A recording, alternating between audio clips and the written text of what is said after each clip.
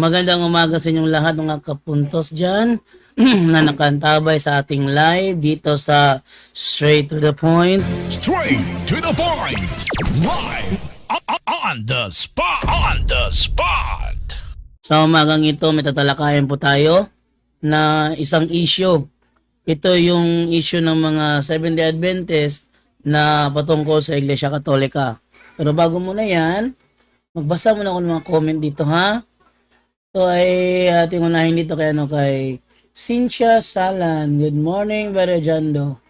Kay Char Tulipas. Good morning, Brother JD, watching from South Korea. From Rudy Abarca. Good morning, Jando, watching from Cebu. And kay Rudy Abarca, Mr. and Mrs. Abarca. Armando Bitonio, maadyong buntag, bro Jando, matud pa Larry Silva. Ano ba? Murag yapon katulog. Magyapon katulog si Larry Silva, gyapon og kanang wan. Maning kamot nga makabawi nako. Grabe utahan na, wag yu surindiray ba? Di siya mo surrender basta-basta eh. Okay, sunod, ingon diri si Ian Monteo, maayong buntag bro Jando, amping kanunay og sa imo tibok pamilya. Si Vince, no? Triple X Vince. Good morning bro JD, watching while nag-general cleaning. God bless you. Okay? Thank you. Sa kay Ariana, good morning bro JD, watching from Malaysia, Sandakan po. What's this? Divine, give me the tubig. Give me tubig. Oh, give me tubig. Araw. Si Divine nag-request ng are. You want stiko and one stiko and that's enough. Tubig. Talaga si Divine minsan ulalambing didiretsahan. Okay. Yan. Ay medyo yung ko ngayon, yung boses ko. Dahil kahapon dun sa SDA, kahapon na pilit niya akong ini-stroman palase. Ang topic ko is about Daniel 7:23 to 25. Ang ginagawa ng SDA kahapon na si Diego Salvador, ang ginagawa kahapon ng SDA na si Diego Salvador, is pilit niya na dinadala ko doon sa Biblia, tapos kiniklaim niya na aral daw nila yon. Nung aral ng pinagsasabi niya, hindi nila aral yon. Aral daw nila. Sabihin ba naman na mali ba ang aral ng Seventh-day Adventist? Wait, di ba yun? Ayaw!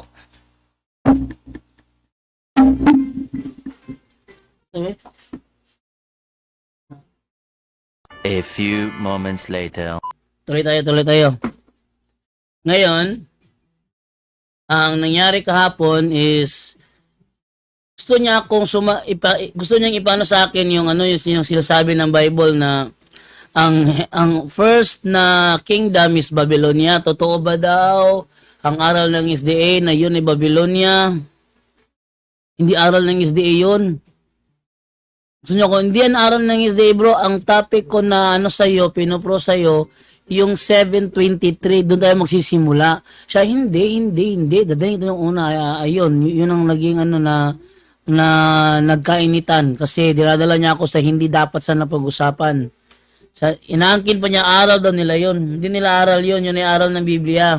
Pagdating sa fourth base, sa fourth kingdom, walang sinabi ang Biblia kung anong kingdom yun.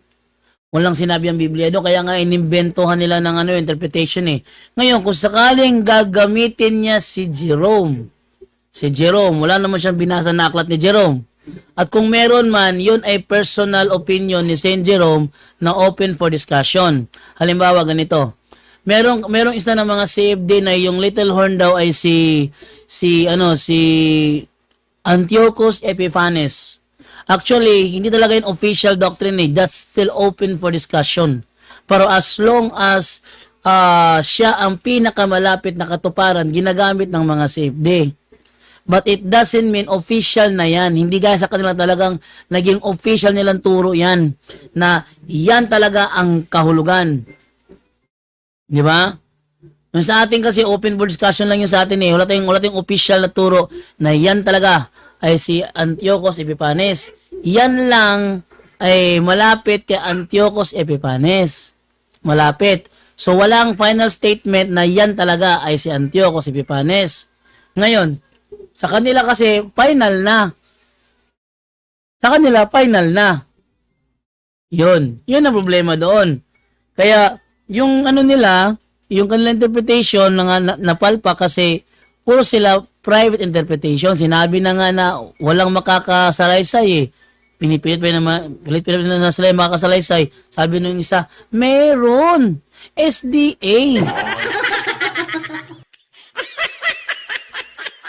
Sinabi na ngang wala eh. Basahin natin muli yung yung talatang yun ha.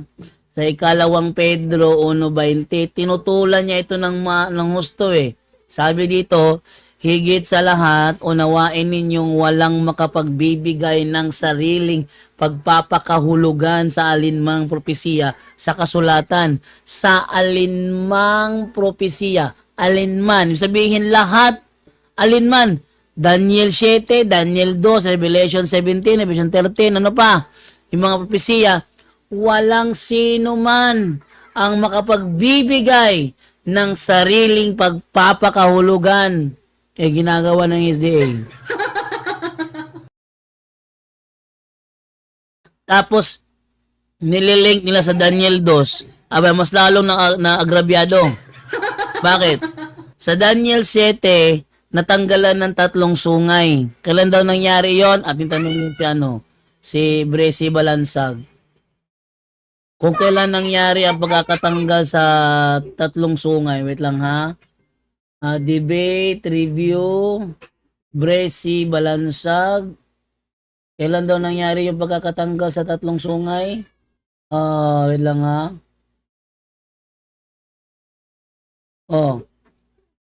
Ito. Since ang 3 sungay ay nagre-represent sa mga karian, ito yung mga karian na nawala. Ito ay walang iba kundi ang Heruli, Vandals, Ostrogoths, at ito ay nangyari during until 538 AD. Kailan daw nawala? 538 AD. Ulitin natin. Since ang 3 sungay ay nagre-represent sa mga karian, ito yung mga karian na nawala. Ito ay walang iba kundi ang Heruli, Vandals, Ostrogoths, at ito ay nangyari during until 538 AD. 538 AD nawala. Tignan nyo ha? 538 AD nawala. Tapos nililink nila yon sa Daniel 2. Tanong, sa Daniel 2 may 10 daliri yung paa. Tanongin nyo sila, ano yung 10 daliri ng paa? Ang sagot nila is still the same, the 10 divided kingdom of Europe. Tapos yung paang yun tatamaan ng bato. Yung batong tatama doon, si Kristo.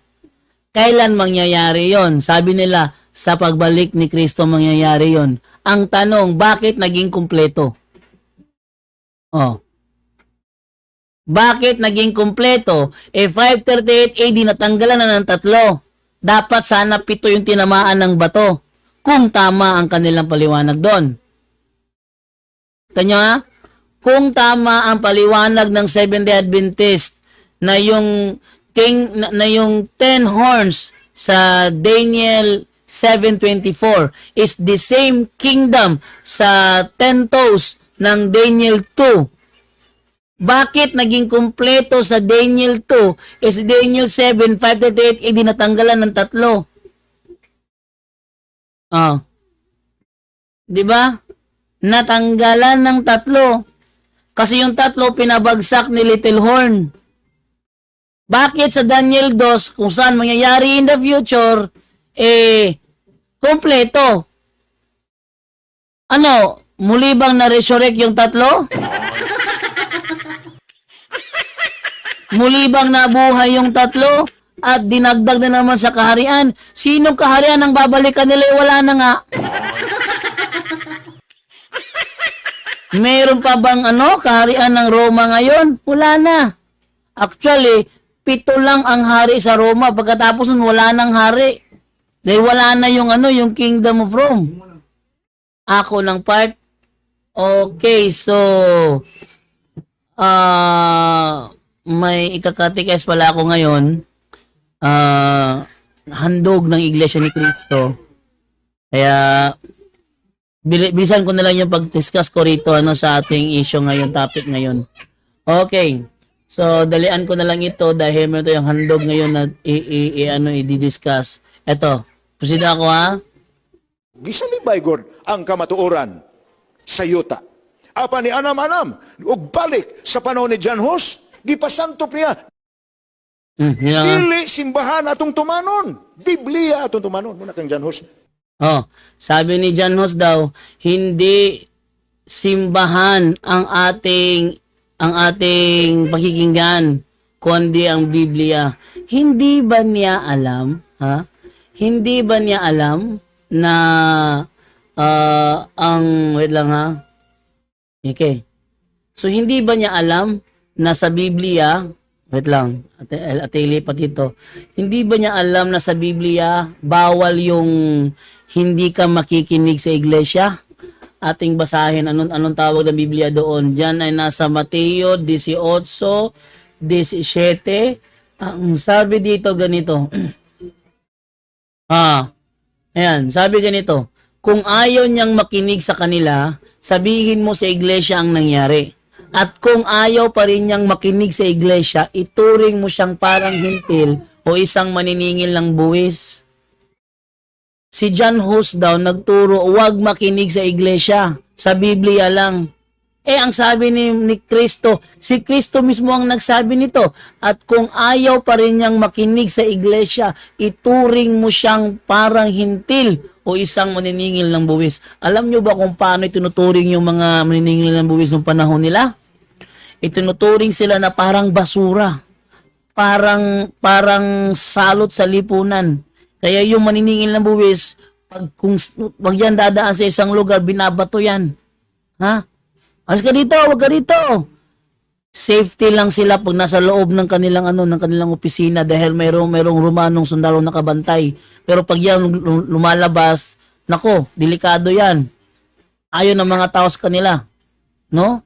Para silang naglalakad ng walang ulo. Yan ang buhay ng maniningil ng buwis. Sabi ni Kristo, kung ayaw niyang makinig sa iglesia, ituring mo siyang parang hintil o isang maniningil ng buwis. Tapos sasabihin ni John Hus, huwag kayo makinig sa iglesia, sa Biblia lang. Talagang palpak ang turo niya. Talagang palpak. Bakit? Sino ba ang haligid sa liga ng katotohanan? Ang Biblia ba? Basahin nga natin sa unang Timoteo 3:15. Mamadaliin ko na lang ito kasi meron ako ikakatikais ngayon na handog ng Iglesia ni Cristo. Sabi ganito, upang kung hindi man ako makarating agad, ay malaman mo kung ano ang dapat na maging ugali ng mga tao sa sambahayan ng Diyos na buhay sa iglesia na siyang haligid sa liga ng katotohanan.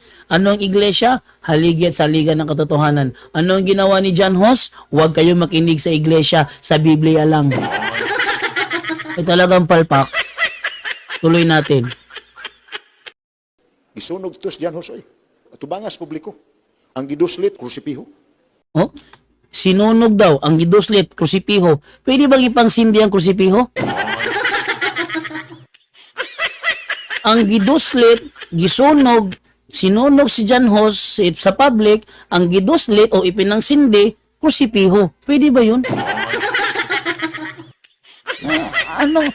Ito si Gulpan, sinungaling to si Gulpan kaya takot to harapin si Gulpan Tuloy natin. Ang madiling ko lang. O niya, niabot pagyod ang pagtulunan sa pagwala sa kaluwasan, pinaagis pagtuog sa grasya. Kaya ang kaluwasan ang gi-require sa simbahan. Makasala ka, mga ikag pasaylo, ingon ka, okay, mapasaylo ka kung imo ning buhaton or imo ning bayaran. Muna ikag pasaylohan. So, matagal natin sinasabi sa programa, hindi namin itinatanggi na dumating talaga ang panahon na meron talagang abusong nangyari. Pero tandaan ninyo, abuse is not an argument against the proper use. Maraming panahong nangyari na ang PNP napasukan din ng abuso. May mga kotongero, may mga huli daper. Pero it doesn't follow na wag mo nang pagkatiwalaan pa ang PNP dahil sa mga abusadong yan. Sa Iglesia Katolika, ganun din. Nagkaroon ng panahon na talagang tayo pinasok ng mga abusado. But abuse is not an argument against the proper use. Dahil kahit na anong gawin nilang abuso, hindi nagbabago ang totoo. Ang Iglesia Katolika lamang ang siyang iglesyang tinayo ni Kristo na siyang pinangakuan niya ng kaligtasan. Tuloy tayo. Gi-restore ni Luther ang pagtulon ang kaluwasan nato dili sa bayranay, dili sa kabudlayay, dili sa pinasakitay sa kaugalingon ka naging penitensya, dili. Hindi totoo na ni-restore niya. Binago niya. Ating pakita yung yung ebidensya na binago ni Martin Luther ang aral. Hindi siya nag-restore kasi sinungalingan talaga to si Gulpan. Si Gulpan talaga sinungaling talaga to si Gulpan Ating basahin sa sa history. Kailangan dalian ko ito kasi may nag-aabang sa akin doon sa labas na handog ng Iglesia ni Cristo. Kailangan ko i-catechize. Kaya kailangan ko madaliin ito. Pasensya ko yung namamadali ako. Kasi kailangan ko unahin yun.